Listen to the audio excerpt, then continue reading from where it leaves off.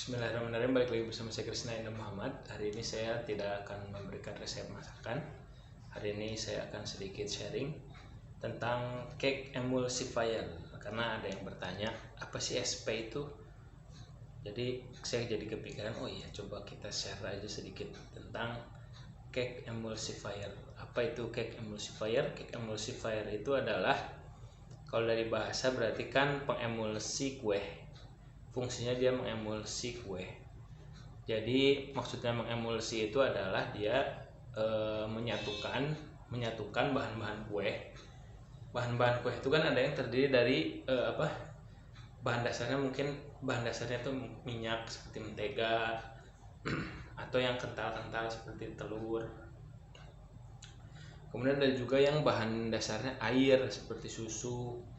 Sedangkan mentega dan air, atau di hukum fisika kan ada, kalau benda dengan massa jenis yang berbeda itu tidak akan bisa bersatu, tidak akan bisa tercampur gitu, tidak akan bisa menyatu. Nah, disinilah fungsinya cake emulsifier atau pengemulsi cake, pengemulsi kue. Apa saja cake emulsifier itu? Cake emulsifier yang cukup terkenal di pasaran adalah SP, kemudian ada TBM, dan kemudian ada Ovalet. Nah, bedanya apa SP, TBM, dan Ovalet?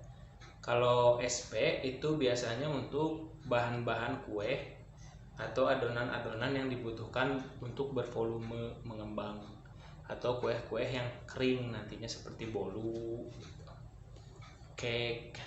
Tapi kalau TBM dan Ovalet fungsinya untuk adonan-adonan yang tidak perlu mengembang, atau biasanya kue-kue basah yang hasilnya nanti basah gitu, seperti lapis legit atau lapis Surabaya yang seperti itu.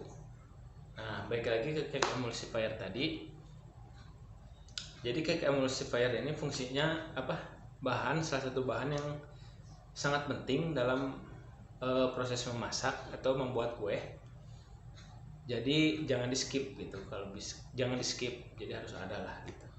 Karena dia fungsinya itu tadi, balik lagi ya, fungsinya untuk mencampur bahan-bahan kue tadi. Jadi membuat bahan-bahan kue tadi menjadi homogen atau tercampur. Seperti tadi kan ada yang bahan-bahannya minyak dan air, tidak bisa tercampur kan secara hukum fisika. Benda dengan massa jenis yang berbeda tidak akan tercampur. Nah, sekarang kita praktekkan ya. Di sini ada minyak dan air, tidak tercampur kan, tidak bisa tercampur karena massa jenisnya berbeda. Kemudian kita diaduk bagaimanapun juga, sekencang apapun juga, minyak dan air tidak bisa tercampur. Tidak akan bisa tercampur. Bagaimana adonan kue yang mayoritas massa jenisnya berbeda, seperti ada telur, susu, kemudian ada mentega. Semua bahan-bahan itu massa jenisnya berbeda. Lalu bagaimana cara mencampurnya gitu. Nah, disinilah tugas atau fungsi dari cake emulsifier. Sekarang kita coba. Ini ada SP, kita campurkan ke minyak tadi ya.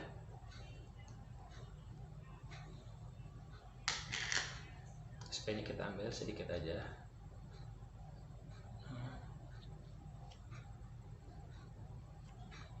SP-nya kita ambil ya. Kemudian kita campurkan dengan minyak dan air tadi, yang ini minyak dan air yang tidak bisa tercampur.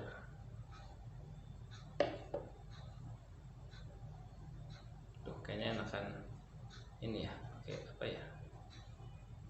Campurkan ya.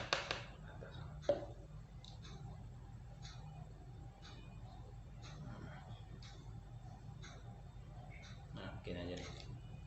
Nih, ini tadi minyak dan air. Minyak dan air tidak bisa tercampur, tapi ini SP. Kita campurkan. Nah, terus kita aduk.